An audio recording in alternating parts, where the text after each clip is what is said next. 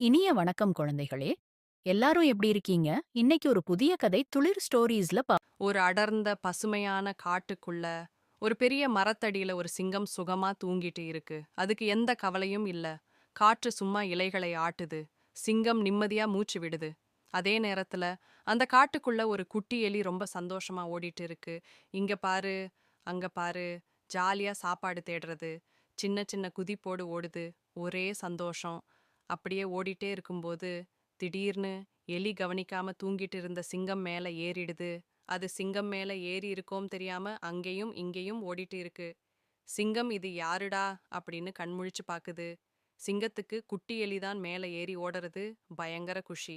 So அது அந்த குட்டி எலி கிட்ட விளையாடலாம்னு முடிவு பண்ணி விட்டது. கொஞ்ச நேரம் கழிச்சு தான் எலிக்கு ஒரு சென்ஸ் வருது. ஐயோ, நம்ம சிங்கத்துக்கு மேல ஓடிட்டு இருக்கோம். அந்த நொடியிலே எலிக்கு இதயம் ரொம்ப வேகமாக துடிக்குது. ஐயோ, இந்த மாதிரி மூச்சே நின்னுடுச்சு. அதே சமயத்துல சிங்கம் மெதுவா அசையுது. ஒரு கண்ணு மட்டும் சின்னதா திறக்குது. எலி அப்படியே நிக்குது. சிங்கத்துக்கு இது குட்டி எலி நிக்கிறத பார்த்து ஒரே சிரிப்பு. ஆனா அது வெளியே காட்டிக்கல. ரொம்ப சின்ன எலி.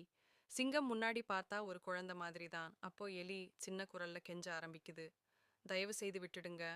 நான் உங்களுக்கு ஃபியூச்சர்ல கண்டிப்பா ஹெல்ப் பண்ணுவேன். அப்படின்னு ஒரு சிங்கத்துக்கு ரொம்ப பாவமா போச்சு. சிங்கம் கொஞ்ச நேரம் பார்த்துட்டு பரவாயில்லன்னு அந்த எலிய விட்டுடுது. எலி நம்ப முடியாம பார்த்துட்டு சந்தோஷத்துல ஓடி போகுது.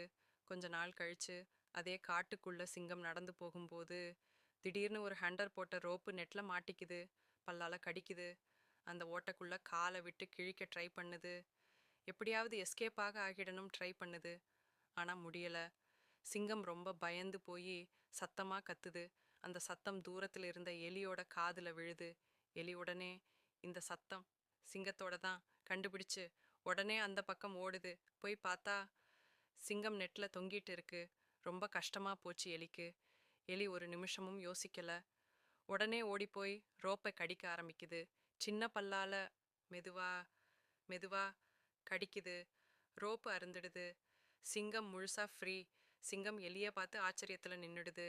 அப்புறம் மனசார சிரிக்குது. இருவரும் சேர்ந்து காட்டுக்குள்ள சந்தோஷமா நடந்து போறாங்க. எண்ணம் போல் வாழ்க்கை. நல்லதே செஞ்சா நல்லதே நடக்கும். இது போன்ற அழகான நற்பண்பு கதைகளை தொடர்ந்து பார்க்க லைக் பண்ணுங்க, ஷேர் பண்ணுங்க, சப்ஸ்கிரைப் பண்ணுங்க. இது உங்கள் தூலியர் ஸ்டோரீஸ்.